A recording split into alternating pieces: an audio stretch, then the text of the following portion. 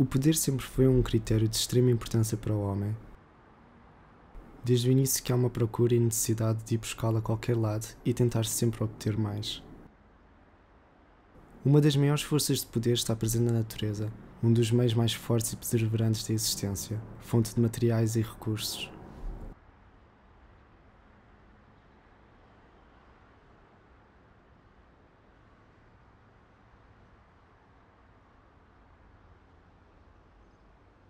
Se compararmos o homem e a natureza no seu estado mais cru, rapidamente é notória a diferença de autoridade e de dimensões entre os dois sujeitos. A presença do meio ambiente e sua rigidez escala rapidamente em termos de força.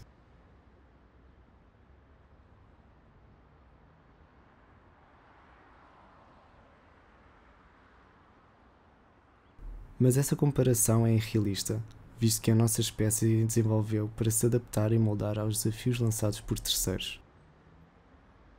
Daí irmos atrás de utilizar o domínio que nos é imposto contra ele mesmo.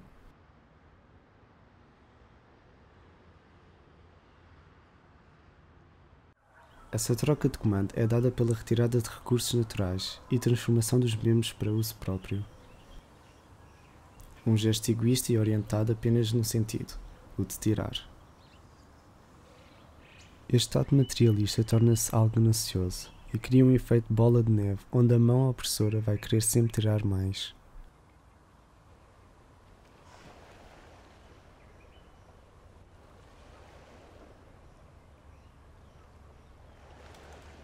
Relacionando o homem com outros seres vivos e refletindo a relação dos mesmos com a natureza, existe uma discordância no uso de recursos naturais. Enquanto que a maioria dos seres vivos escolhe para sobrevivência e prosperidade, o homem vai mais longe e consome para obter estatuto social e económicos, muitas vezes sem interesse nas repercussões desses gastos. A aquisição e uso desses materiais tem um impacto no ecossistema, deixando marcas e vestígios. Esses sinais provocados pelo homem vão alterar a maneira como a natureza se comporta, por vezes de uma forma destrutiva e irreversível.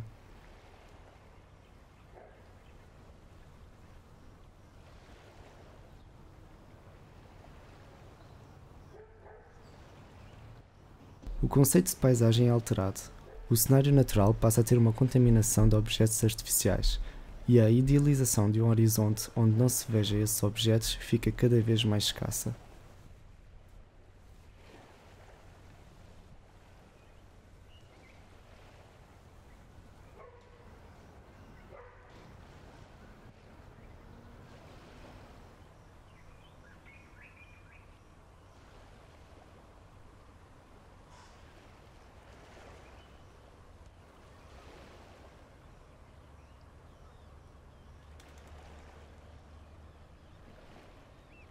São formadas regiões desertas de elementos naturais, como áreas 100% criadas pelo homem, onde os recursos outrora pertencentes à mãe natureza estão agora processados e industrializados.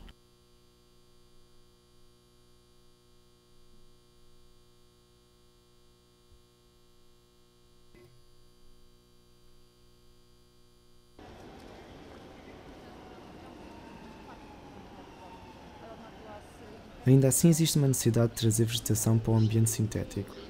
Elabora-se pequenas instâncias naturais nesses espaços para que não haja tal discrepância e cause desconforto.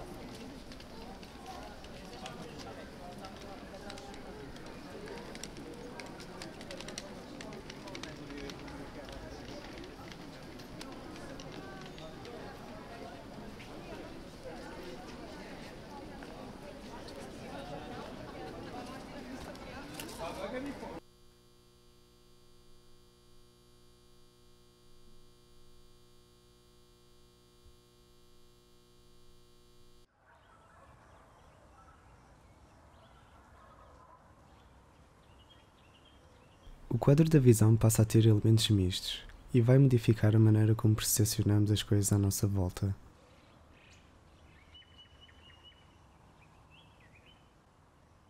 A noção do que é real ou criado por nós mesmos passa a ser difícil de distinguir.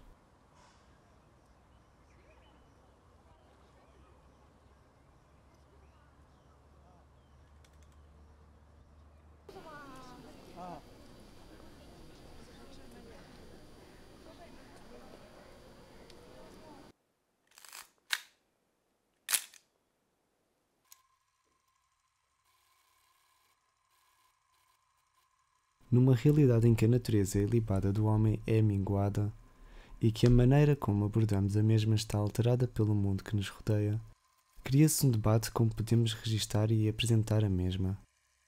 O pensamento crítico e artístico terá um grande peso na caracterização da natureza.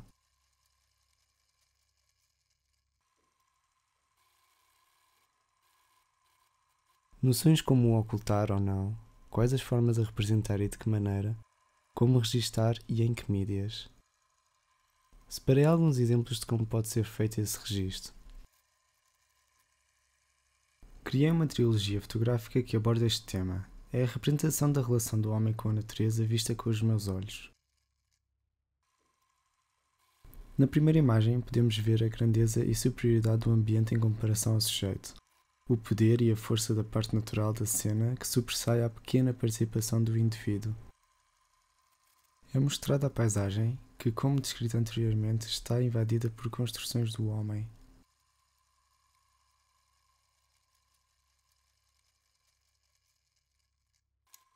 Editando e transformando a imagem, consigo ter controle de como a quero apresentar.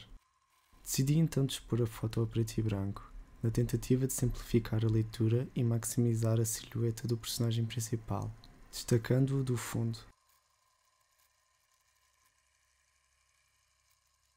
Assim torno o poder que estava antes na magnitude da paisagem para o elemento contrastante da pessoa. Na imagem seguinte apresento um homem que faz uma interação com a paisagem, através das ondas provocadas pelo mesmo a nadar. Demonstra a alteração que a presença do ser, mesmo que de uma maneira inconsciente, provoca.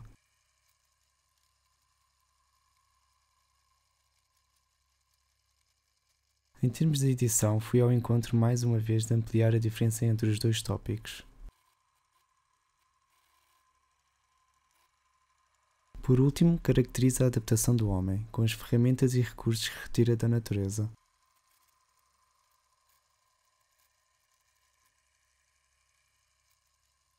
O barco presente na imagem assenta a ideia de troca de poder que foi retirada e que agora está a ser usada contra o próprio ambiente natural.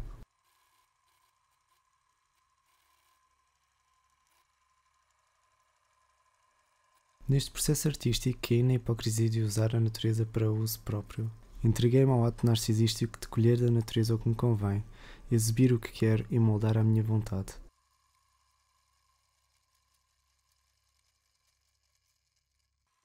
Realizei alterações às minhas fotos que, se não fossem referidas agora, nunca seriam reveladas, como a remoção de pessoas e até mesmo a adição do barco na última foto.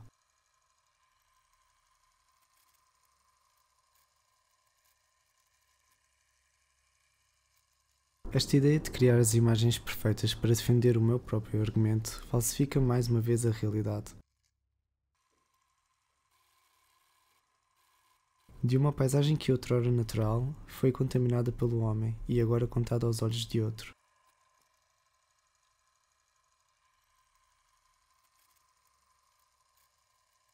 É criada uma barreira entre o que é real ou não, o que é natural ou sintético. Barreira essa fruto das decisões do homem e da construção do mundo ao seu redor para benefício próprio.